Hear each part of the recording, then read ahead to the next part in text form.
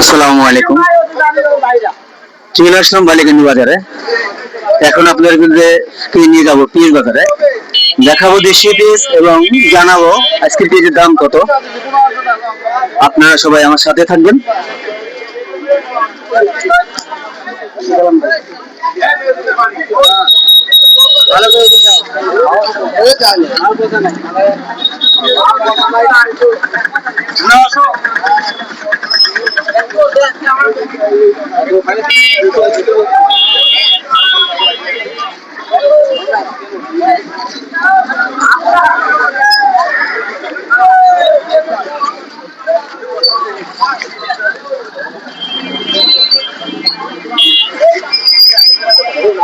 কত বেচলেন? 15।